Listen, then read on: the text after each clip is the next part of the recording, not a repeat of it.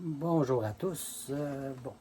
J'ai décidé de refaire le défi un objet par jour.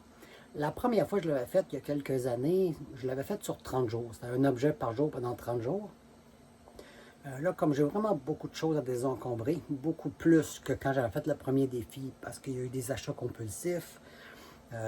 J'ai eu à vider l'appartement de ma grand-mère, fait que ça a fait que beaucoup d'objets qui se sont accumulés depuis, beaucoup plus qu'à l'époque. Donc, je vais faire le défi un objet par jour. Des fois, ça peut être plus. Dans mes journées de congé, par exemple, je vais peut-être prendre, mettons, une boîte dans la pharmacie ou un tiroir. Je vais pouvoir faire un petit peu plus ces journées-là. Peut-être que dans la boîte, il va peut-être avoir un objet de pas bon, je ne sais pas. Je vais trier dans les boîtes. Les journées où je vais travailler, je vais essayer de trouver un objet à débarrasser à chaque jour, jusqu'à temps qu'il n'y ait plus rien à donner. Évidemment, les objets en vente, comme ça peut prendre des mois avant que ça se vende, je ne les calculerai pas là-dedans. Parce que ça ne servirait à rien, parce qu'ils ne partiront pas de la maison, ces objets-là. Ils vont être encore encombrants. Donc, ça va vraiment être les objets que je vais donner, ceux que je vais mettre aux poubelles, au recyclage, les objets que je vais pouvoir sortir rapidement de chez moi.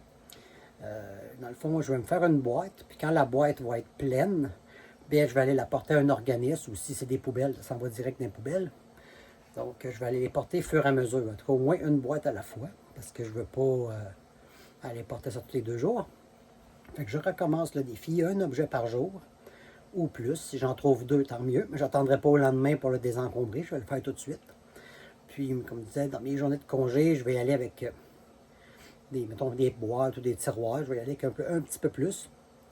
Fait que je recommence mon défi. Puis là, pour aujourd'hui, l'objet à débarrasser, bon, c'était des pluches de chat qui étaient à ma grand-mère qui est décédée.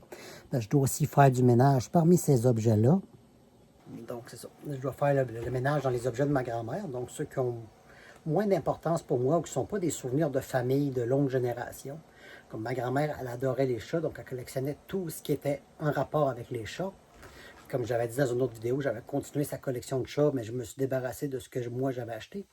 Fait que là, moi, c'est pas quelque chose qui a vraiment d'importance tant que ça. C'est pas un souvenir de famille ou un vieux souvenir que j'ai vu dans mon enfance. C'était quelque chose quand même de peut-être, il y a peut-être 10 ou 15 ans qu'elle a commencé à collectionner ça. Donc, il y a 2 pluches de chat. Ça, c'est ce que je débarrasse aujourd'hui. Demain, je vais essayer de trouver un autre objet à désencombrer. Dans ma boîte, pour l'instant, il y a une paire de souliers propres qui me font tellement mal aux pieds. Je les avais déjà mis dans la boîte. Donc, les pluches vont aller les rejoindre. Puis quand la boîte va être pleine, je vais aller les porter. Fait que c'est à suivre à chaque jour. Puis, ah oui, pour ceux, parce que moi, je fais beaucoup de petites vidéos, des petits montages, pour augmenter mon algorithme sur YouTube, entre autres. Ces petites vidéos-là génèrent beaucoup de vues. Puis c'est pas nécessairement quelque chose qui va intéresser ceux qui suivent le désencombrement. Donc, j'ai des listes de lecture. Si vous allez voir dans mes listes de lecture, j'en ai une sur le minimaliste qui parle vraiment comme comment est-ce que j'avance, puis ça prend du temps. Bon, j'ai cette liste-là, puis je vais faire une liste spéciale pour mon un objet par jour. Je vais partir une nouvelle liste de lecture, donc vous allez pouvoir suivre depuis le début. Puis je vais les numéroter, vidéo 1, 2, 3. Comme ça, ça va donner une idée du nombre de jours. Je vais pouvoir garder un décompte si ça me prend 100 jours, 200 jours, je ne sais pas combien de jours ça va prendre à désencombrer tout ça. Donc, ça va faire un suivi de ce que je désencombre. Donc, allez voir dans les listes de lecture. Vous allez retrouver plus facilement les vidéos. Il y a une liste qui s'appelle Minimaliste et désencombrement.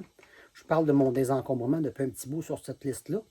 Puis dans la deuxième liste que je vais créer, ça va vraiment être un objet par jour de désencombrement.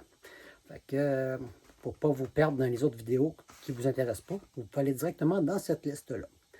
Fait que ça va être à suivre demain pour le prochain objet.